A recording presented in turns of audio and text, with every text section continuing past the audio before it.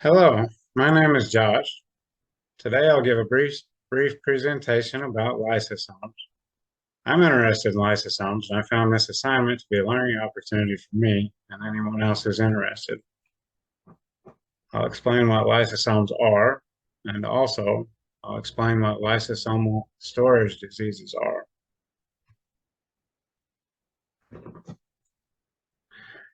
Lysosomes are used for cellular digestion.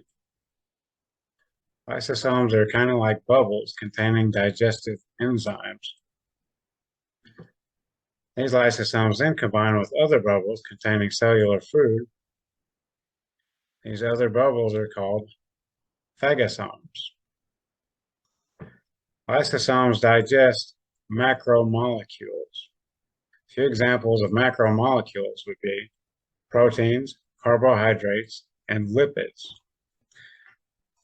A very cool thing about lysosomes is that they not only digest extracellular matter, which is matter consumed that comes from outside the cell, but they also digest intracellular matter.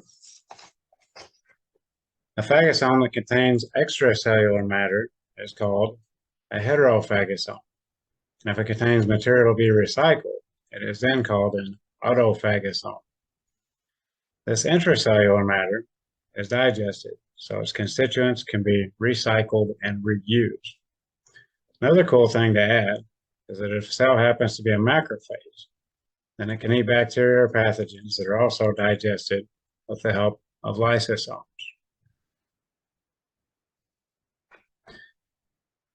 This picture demonstrates that lysosomes are like vesicles that are full of digestive enzymes. Each individual enzyme digests a specific substance. For instance, a protease will digest proteins, a lipase digests fats, and nucleases will digest nucleic acids. Each enzyme is stored in an inactive state. The enzymes will remain inactive till the lysosome fuses with a phagosome.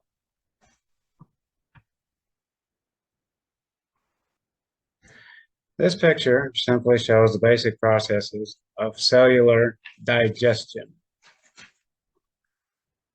Another thing to note is that prior to fusion with a phagosome, the lysosome is called a primary lysosome. After it fuses with the lysosome, it is then called a secondary lysosome. So you can see that the primary lysosome, which comes from the Golgi apparatus, fuses with the heterophagosome, becoming a secondary lysosome.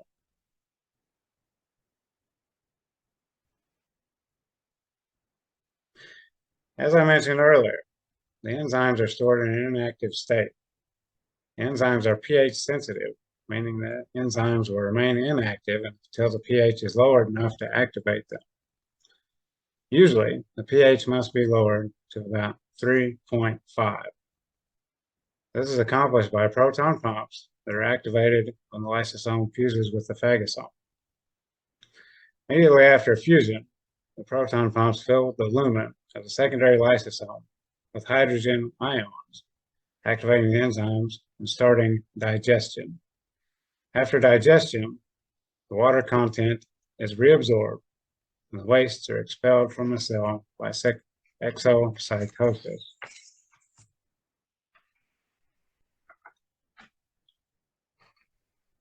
When an individual lacks one or more cellular digestive enzymes, it is called a lysosomal storage disease.